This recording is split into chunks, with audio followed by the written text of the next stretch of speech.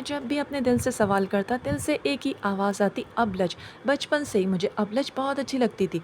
اور پھر جب ماما نے کہا، ماما کی خواہش کی خاطر میں نے اس رشتے کے لیے ہاں کی۔ مجھے سلویٰ پسند تھی، بعد میں نہ جانے کیسے ابلج سے محبت ہو گئی، کیونکہ سلویٰ بہت چینج ہو چکی تھی۔ سلویٰ وہ سلویٰ نہیں تھی، ہر وقت ضدیں منوانا، ضد بہت کرتی تھی۔ اور پھر جب ماما نے مجھ سے کہا دعوت ہے، کھانے تم کیا بناؤ گی؟ ماما میں ٹریفل بنا لوں گی۔ ابلج ہے نا؟ ابلج بیٹا ابلج بہت گھر سنبھالتی ہے، سب کچھ کرتی، تمہیں بھی تو جانا ہے نا شادی ہو کے، تم کرو، بہت اچھی لڑکی ہے ابلج، پورے گھر کو سنبھالا، سارے خاندان بھر میں تعریف۔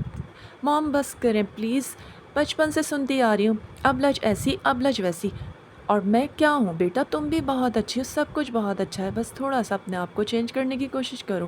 اور پھر واقعی میں دعوت تو سارے کھانے بنائے، سب اتنی تعریف کر رہے تھے جب میں نے اتنی محنت کی۔ اور موم مجھ سے یہی کہہ رہی تھی بیٹا تم تھک گئی ہوگی نا؟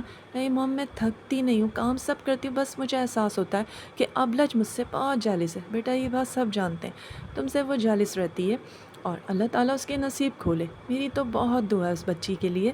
دعوت میں جب سب اتنی تعریف کر رہے تھے، اور جب ابلج سے میں نے کہا اتنا زبردست کھانا بنایا، زبردست، بہت پسند آیا، تھینک یو سو مچ۔ اور اسی وقت سلویٰ نے کہا میں کیسی لگ رہی ہوں؟ بہت اچھی لگ رہی ہو۔ اور پھر اس کے بعد پھر دعوت کے 2 دن بعد میری روانگی تھی واپس اور پھر میں یو کے چلا گیا تھا۔ وہاں پر تایا مجھے دیکھ کے اتنا خوش ہو رہے تھے، اور پھر 2-3 مہینے بعد مجھے پاکستان واپس آنا تھا، کیونکہ ڈیڈ بیمار رہنے لگے تھے، واپس بلایا تھا۔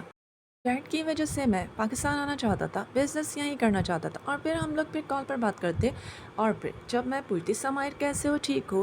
ہاں میں ٹھیک ہوں۔ اور پھر جب شاعری کی بات ہوتی تو میں یہی کہتی ابلج پلیز شاعری تم کر دو، اور اسی طرح ہم شاعری لکھ کر سینڈ کر دیتے، تو سمائر کو اتنی اچھی لگتی، وہ یہی سمجھتا تھا شاعری میں کرتی ہوں۔